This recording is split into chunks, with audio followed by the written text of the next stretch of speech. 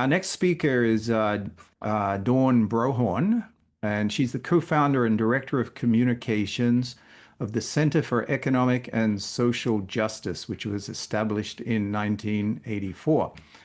Ms. Brohawn has co-authored two books, Economic Personalism in 2020 and The Greater Reset in 2022, which was kind of written in response to the book, The Great Reset, which she might talk about.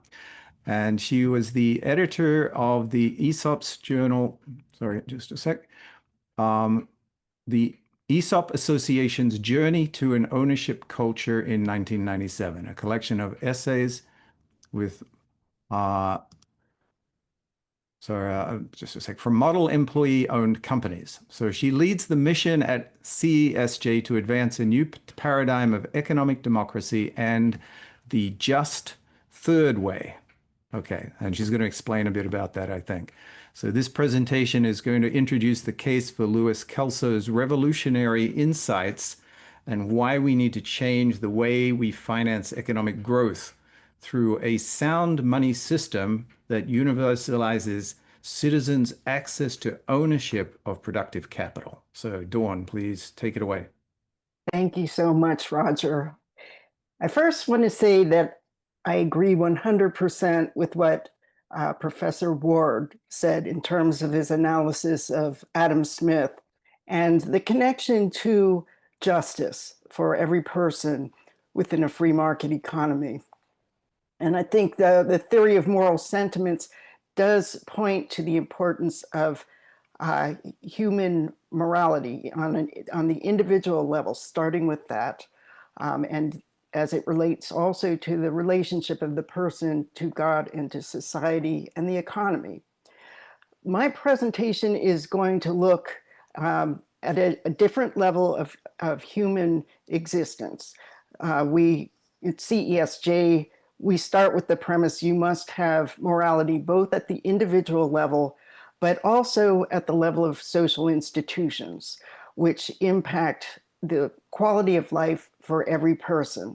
So what I'm going to look in terms of systems and system designs and how they either facilitate or impede the ability of each person to interact with other human beings in a moral way to the benefit of each and all. As Roger was saying, my intent today is to present the case for a thinker who's been largely overlooked and misunderstood, and I'll explain why. This is Louis Kelso. I'll talk a little bit about his background, but even more importantly, the concepts, the historical convergence of different strains of thought relating to the importance of property and ownership, but also from the standpoint of how do you make that possible if you want to respect private property rights. So finance and money, the role of money are critical, and the money system. I'd like to, again, thank our hosts, Alan Jessen and Roger Weatherall, for this opportunity you've given me and CESJ to share some of our ideas that could make the economy and world work for the freedom, empowerment, and full development of every citizen, every person, everywhere. And I'm deeply honored to be speaking amongst this illustrious group of thought leaders, scholars, and doers.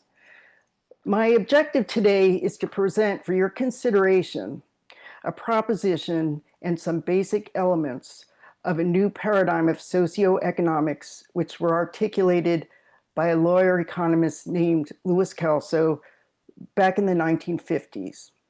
I also want to especially acknowledge my father, Norman Kurland, who worked closely for many years with Louis Kelso to get legislation enacted that could transform non-owners into owners without turning owners into non-owners. My father is himself a pioneer in the development of Kelsonian economics and institutional reforms, and he's been carrying on throughout his life Louis Kelso's intellectual legacy.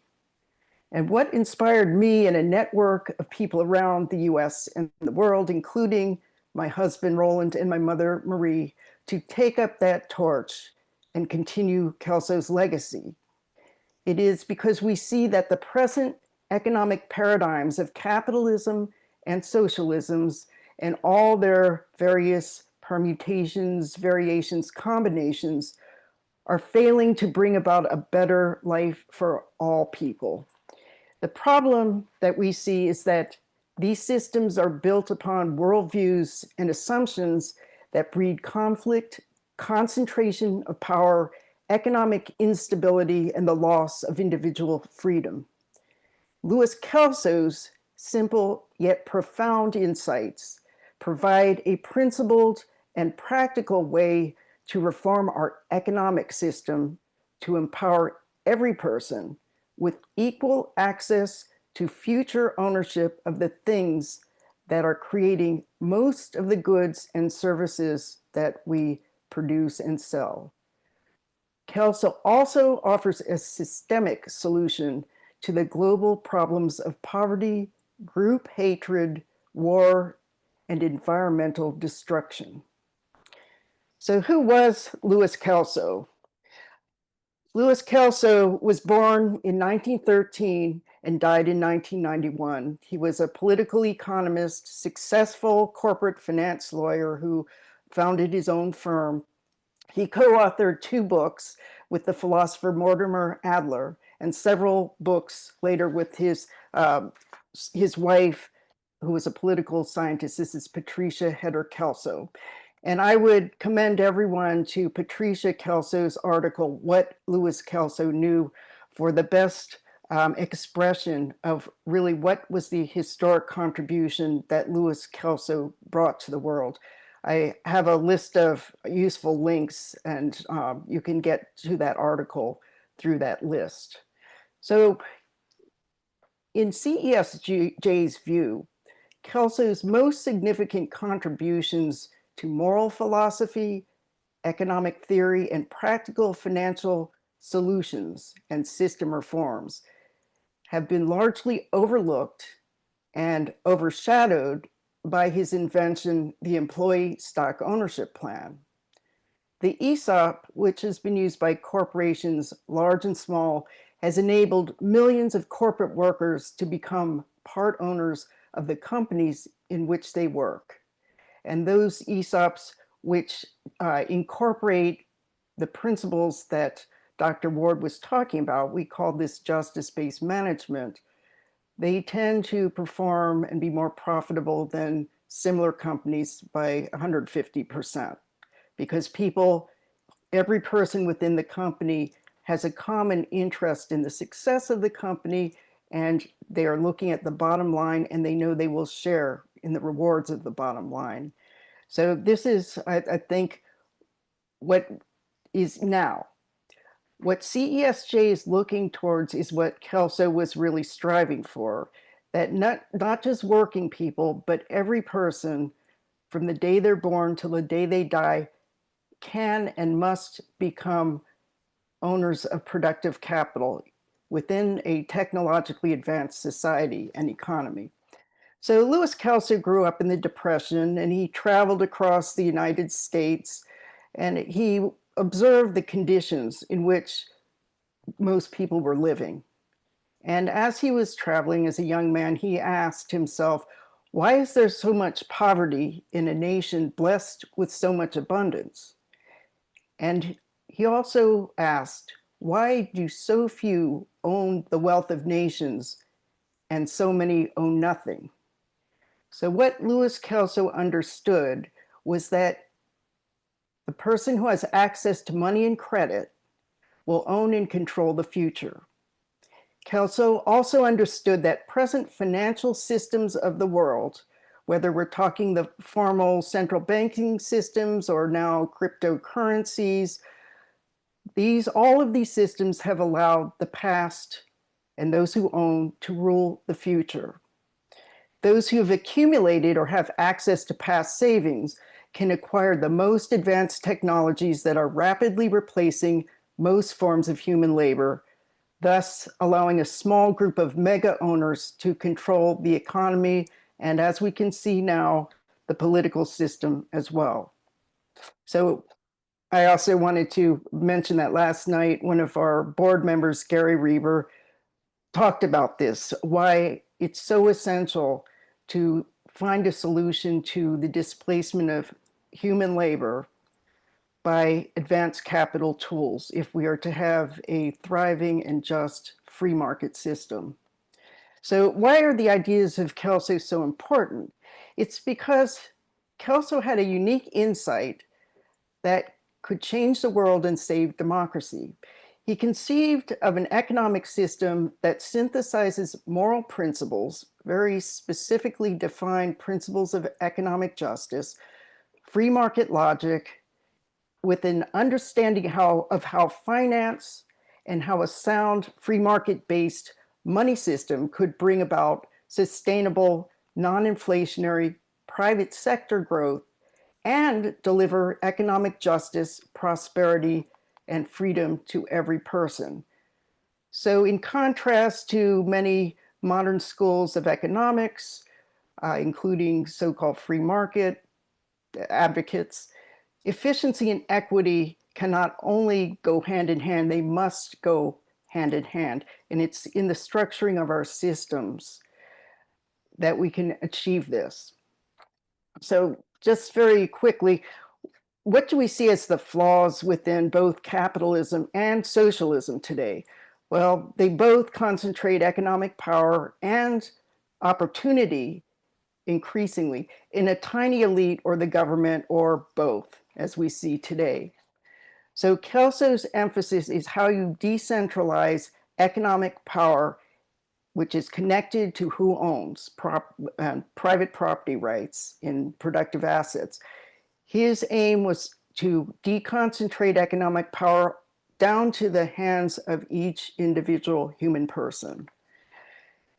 The system also rely on jobs and redistribution to ensure that people are able to have enough income to meet their basic needs.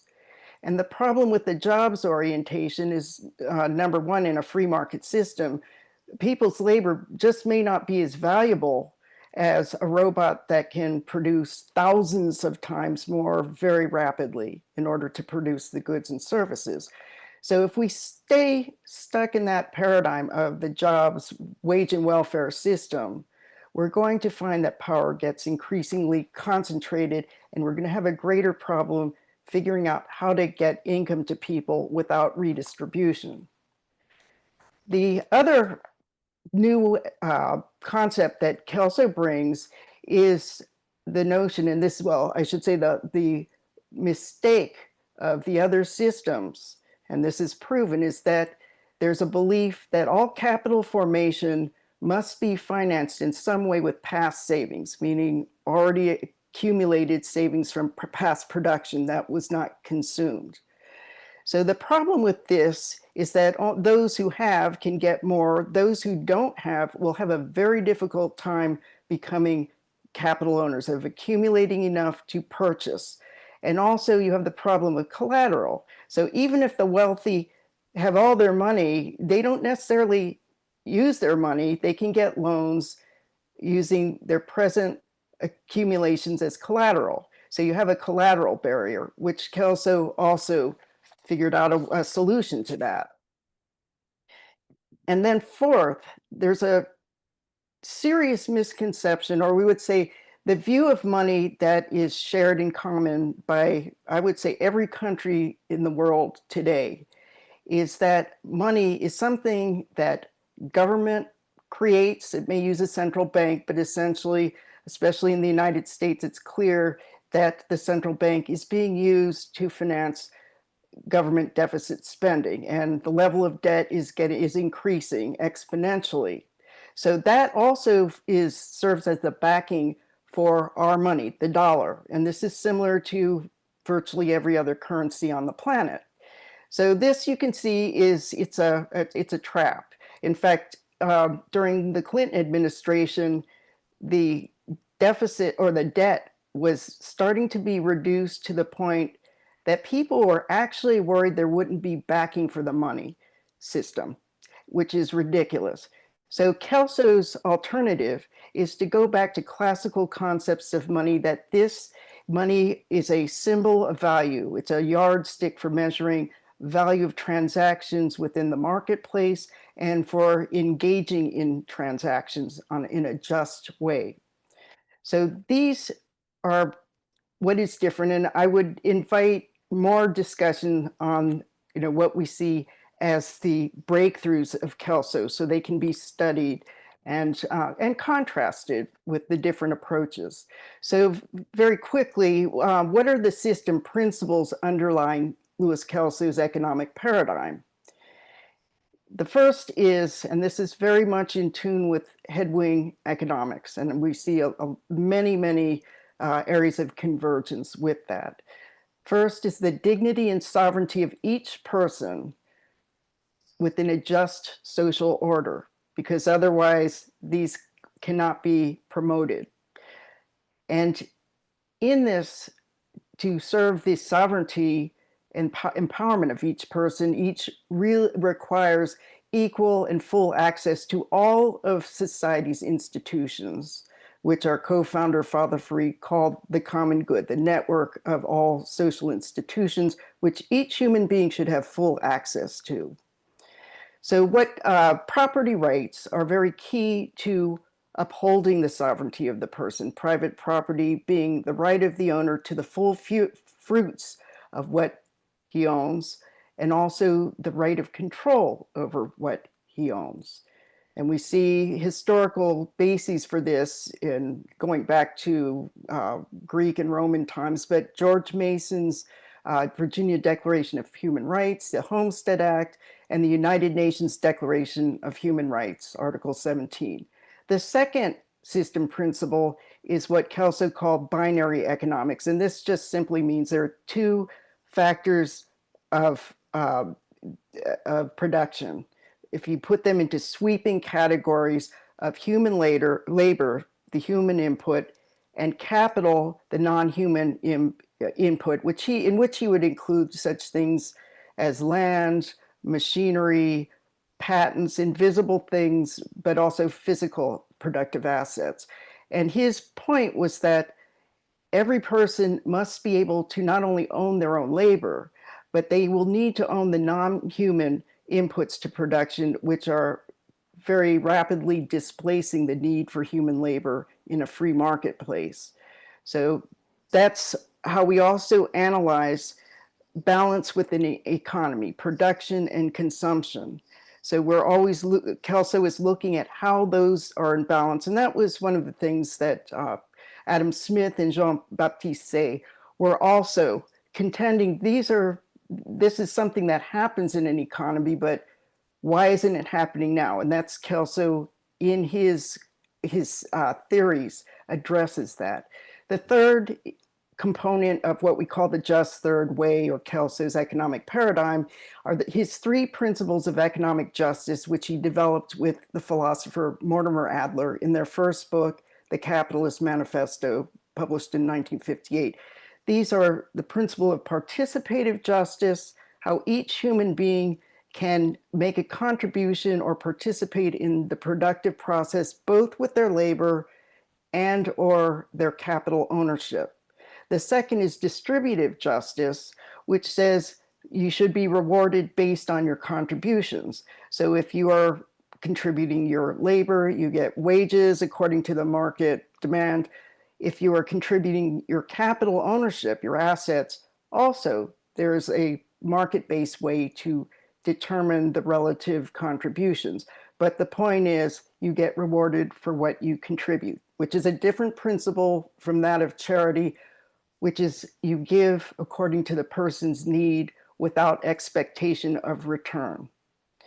So the third is that Kelso called this the principle of limitation, which is an anti-monopoly principle, saying that no one should own capital to the extent it excludes anyone else from the future opportunity to acquire capital. And the main way this monopolization occurs is through the money system and who has access to it.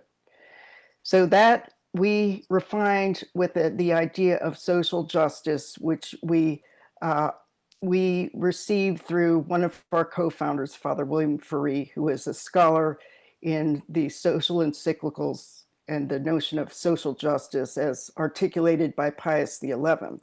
So social justice is basically that each of us has a responsibility to care for the social order at our own levels, institutions. And the only way we can fix or change an institution is by working together with others. We can't do it as individuals. So in the economic sphere, if someone is blocked from participating in access to ownership, we must come together, see what the defect is in the institution, and repair that. So again, each person, and Kelso makes this possible through his understanding of money and finance. So there's also our connection to Adam Smith and understanding the importance of free and open markets as the most democratic way of determining a just price, just profit, and just wage. The second is private property rights are essential for connecting each person to the processes of production and distribution and what the owner is entitled to, not anyone else, not the state. This is what is proper to the person. Limited economic power and the role of government. And the fourth is what is missing today, is universal access to capital ownership in a free market-based approach. So when we look at how we change a defective system, not only do we have to do it together with others, but we have to have the right principles. And we have to know what are the critical institutions that can change the social order. One is education, but you better start with the right ideas. The other is government, because that helps acts as a referee to make sure that people's rights are not being abused and that there's equal opportunity. The tax system also, because that can, it not only serve the purpose of covering the costs of government, because there are costs, but it also can provide incentives or disincentives to finance growth in ways that concentrate ownership or diffuse ownership. Also advancing technology. We can't ignore the impact of artificial intelligence and robotics on how we earn a living, how we live our lives, many different things that affect us. But universal access to capital ownership is critical. So what is the institution that we must focus on in order that it ties in with all the other main levers of change? And that is the money and credit system. So that is what our efforts towards universalizing access are focusing on. That's what Louis Kelso, one of his major contributions is to see that it's not just individual firms or individual banks acting in a good way. It's that the whole system has to be geared in such a way that it promotes sustainable growth, but with constantly deconcentrating ownership opportunities in the future. So, Sorry, yes. 2 minutes. Can you wrap up? 2 minutes? Okay, we'll do this quickly. So it is in the definition of money that Kelso also distinguishes himself. And primarily, he would say money is not a commodity, but it is a yardstick of value and a means of engaging in transactions and contracts. So that's going to be key to how you change the system and how you can create money that's asset-backed and backed by the future production of what will be produced that can be generated through existing institutions such as the commercial banks and, most importantly, the central bank, the Federal Reserve. So because I don't have more time, I would direct people to one of the articles on the Federal Reserve discount window. And it's key to how it can save democracy and empower every individual from birth until death. So I would like to thank everyone for this opportunity, and this one phrase that we believe sums up the choice. It is own or be owned. Thank you. Thank you very much. Whenever you talk about these things, I always feel like there's so much more depth that we need to go into, and you've got so much to say in such a short time. You know, So thank you anyway. It's interesting. You mentioned ESOPs, and I was actually listening to a podcast the other day on, I think it was on Radiolab, that was talking about a company called Henny Penny out in the Midwest somewhere that manufactures pressure cookers for fast food restaurants and high-end places. And they converted to an ESOP back in 2015, I believe, and it's been great for the company. So that idea of transferring ownership to people, I think, is central. So I have a question around this for you. Um, how is that different from just stock ownership, like owning stock in a company, and I can go and do a stock purchase program? well, it's essentially stock ownership. It's the mode of how you acquire the stock. Most people will work hard, save, and invest in shares on the stock market, which are already issued shares. They don't represent growth of a company in general. Hmm. What the ESOP does is it enables people, in this case, a group of workers, all the employees in a company, management and non-management, to borrow in order to purchase shares that will pay for themselves out of future profits. And this is an important concept, is future savings versus past savings. And when I use the term future savings, it just means when you produce something in the future and you don't consume it, use it for consumption, you can use those earnings to pay back a loan.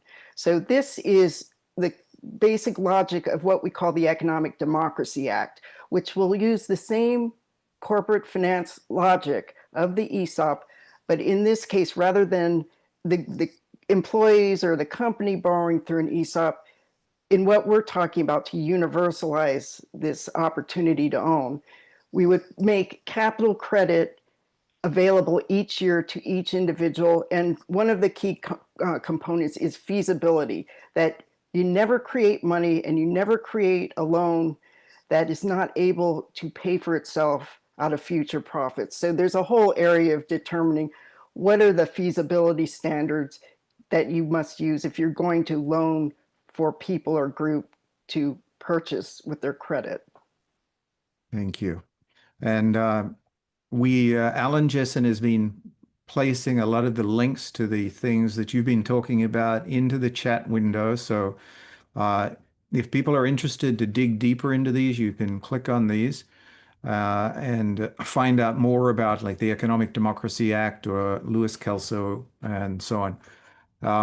I had a comment from Representative Joey Garrett from the New Mexico State Legislature, an astute comment in light of the impact of AI or labor and the huge corporations dominating AI development and control.